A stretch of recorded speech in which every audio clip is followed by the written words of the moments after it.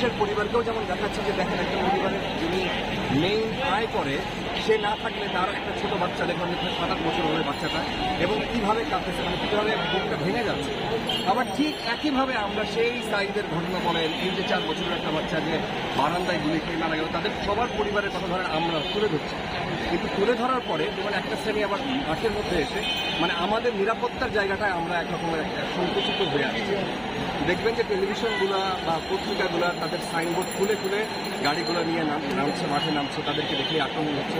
আক্রমণ কোন পক্ষে হচ্ছে এটা বোঝাও মুশকিল। মবের মধ্যে পড়ে গেলে ধরেন যে এটা আমরা আমাদের পরিবারের কথা যদি বলি আমরা আমাদের জায়গায় অনিরাপদ হয়ে গেছি, এখানে আমাদের নিরাপত্তা থেকে আসবে কি আমরা জানি না।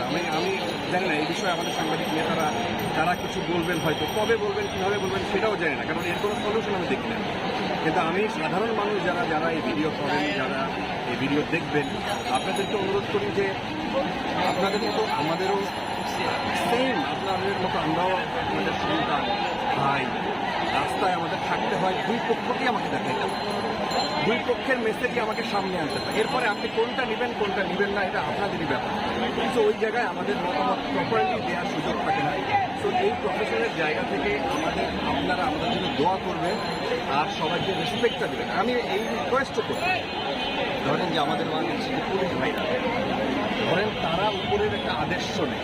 আমি অনেক মানুষের সাথে অনেক পুলিশের সাথে কথা বলছি, আমি যেটা মানে যখন ইনফর্মালি কথা বলি আমরা তখন দেখবেন যে সবাই অসহায়তা প্রকাশ করে যে ভাই আমি কী করবো, আমার কী করার আছে উপর থেকে যখন আদেশ আসে। তো এই মানুষকে দেখলে একটা পোশাক দেখলে আপনি তাকে অসম্মান করেন না, তাকে যে কোনোভাবে তার রেসপেক্টটা তাকে দিন, তার একটা ফ্যামিলি আছে, হ্যাঁ, তো তাকে আদেশ পালন করতে হচ্ছে। এই জায়গায় আমার মনে হয় সহিষ্ণুতা দরকার, সহনশীলতা দরকার। সেই জায়গায় আমাদের আরেকটু ভাবা দরকার যে এই মানুষটাকে মেরে ফেললে আপনিও যাদের বিরুদ্ধে অভিযোগ দিতে যাচ্ছেন আপনিও সেই দলের একজন হয়ে গেলেন। কিন্তু আমার মনে হয় যে আপনাদেরকে করজোরে দিয়ে মানে বিনীত অনুরোধ করবো, আমরা মানুষ আমাদের মনুষ্যত্বের জায়গায় আর একটা মানুষকে আঘাত না করে যদি তাকে আইনের সুপর্দ করার দরকার হয় তাকে তাই করে।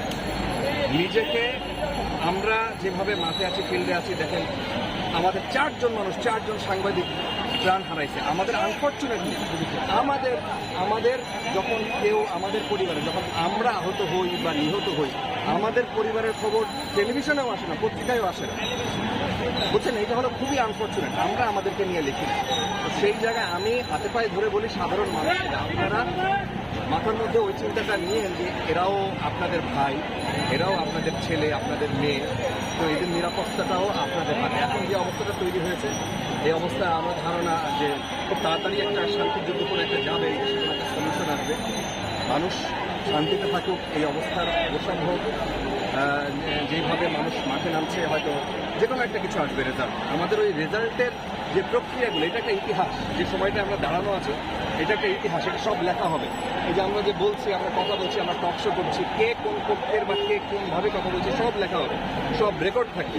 তো এই ইতিহাসের অংশ হিসেবে আমরাও আমাদের জীবদ্দশায় এরকম কিছু দেখলাম। দেখবেন ফরাসি বিপ্লব হয়েছে, ছাত্র আন্দোলন হয়েছে, এই যে এই আন্দোলনগুলা যখন হয়েছে এই সময়গুলো কিন্তু একটা ইতিহাস, আমরা সেই ইতিহাস সময়টা পার হচ্ছি, এই সব কিছু লিখিত থাকবে, সব কিছু ধরা থাকবে এবং সেই ধরাটা এই জার্নালিস্টদের মাধ্যমে হয়, যারা লেখক, যারা ক্রিয়েটিভ মানুষ তাদের মাধ্যমে হয়। সো এই মানুষগুলোকে আপনাদের কাছে রিকোয়েস্ট ছিল এই মানুষগুলো আপনারা সম্মান দেবেন, আপনারা ভালোবাসবেন, কাছে টেনে নেবেন এবং কোনো জায়গায় কোনো মবের মধ্যে যদি তাদেরকে দেখেন যে পড়ে গেছে আরেকজন না বুঝবে আপনি তাকে টেনে তুলবেন। সবাইকে শুভকামনা। একটা প্রশ্ন ছিল যে আমাদের যখন আমরা এটি কাভার করছিলাম তখন আমরা দেখতে পেলাম যে ঢাকা বিশ্ববিদ্যালয় প্রশাসনের পক্ষ থেকেও আমাদের উপর একটা হামলা আসছিল। এই একটা প্রশ্ন। আর একটা দ্বিতীয় প্রশ্ন, গতকাল চ্যানেল আয়ে আমাদের কাকু তিনি ইন্টারভিউ করার সময় শেষ অংশে একটা ভিডিও ভাইরাল হয়েছে, এই বিষয়ে নিয়ে কিছু বলতে চান? না, এটা খুব জঘন্য। এটা যার ভিডিও ভাইরাল হয়েছে উনি একজন বিচারপতি।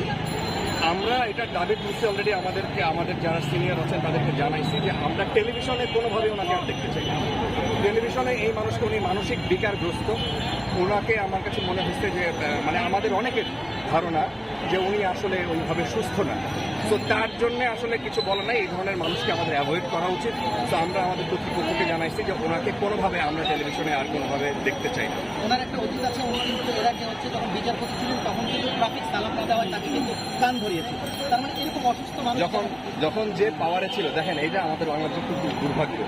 আমার ধারণা ছাত্ররা যে জিনিস দেখাই দিচ্ছে আমাদের এই দুর্ভাগ্যের জায়গাটা একদম ধরে ধরে চিহ্নিত করে দিচ্ছে যে আপনি এই সিস্টেম রাখতে পারেন না, আপনি এই আমলাতন্ত্র, আপনি থানায় গেলে পয়সা লাগবে, আপনি আপনার একটা পাসপোর্ট করতে গেলে পয়সা লাগবে, আপনার একটা ছোট্ট সেবা নিতে গেলে যেটা আপনার মানে অধিকার সেটা গেলে আপনার তদবির লাগবে, আপনার একটা চাকরি নিতে গেলে হ্যাঁ এই যে যে মানুষ খুবই নোংরাভাবে বলতেছে, দেখাই দিচ্ছে হাতে একদম পয়েন্টিং করে দেখাই দিচ্ছে এই জায়গাটা। যখন যে পাওয়ারে ছিল, আপনি যার কথা বললেন যে উনি যখন পাওয়ারে ছিলেন তখন একজন মানুষকে তার পছন্দ হয় না, তাকে ধরে কান ধরে উদ্বস করিয়েছে। দেখেন ওই জায়গাটার অবসান চাই। আমরাও যদি এইরকম মানে আমাদের মধ্য থেকে যদি আমরা চাই যে একটু ইয়ে নিতে, একটু অনুকম্পা নিতে, একটু সহায়তা প্রশাসনের কাছ থেকে, সেটা হওয়া উচিত। বাংলাদেশে তো এখন এমন একটা অবস্থা হয়েছে যে সাধারণ, আপনি যদি একদম সাধারণ মানুষ হন, আপনি কোনো জায়গায় কোনো সেবা পাবেন না, আপনার তদবির করাইতে হবে, নাহলে আপনার এক্সট্রা অর্ডিনারি কিছু হইতে হবে। তো এক্সট্রা অর্ডিনারি তো প্রত্যেকটা মানুষ না, সেই জায়গার জবাবদিহিতার একটা জায়গা ছাত্ররা যেটা বলছে, এই আন্দোলনের নিশ্চয়ই একটা শেষ আছে। তো আমরা দেখব, আমরা যারা মাঠে কাজ করছি, সাংবাদিক হিসেবে কাজ করছি, তো আমাদের মূল কথা হলো আমাদের নিরাপত্তার জন্য আপনাদের কাছে, সাধারণ মানুষের কাছে অনুরোধ জানাতে চাই, রিকোয়েস্ট করতে চাই, আমরা আপনাদের ছেলে, আমরা আপনাদের মেয়ে, তো আপনাদেরকে পাশে চাই, আমাদের পাশে চাই। শেষ একটা প্রশ্ন, সেটা হলো যে সময় টেলিভিশন, যমুনা টেলিভিশন, সময় টেলিভিশন ডিভাইড হয়ে যাবে সাংবাদিক হিসেবে এটা আপনার করা উচিত। ঠিক আছে।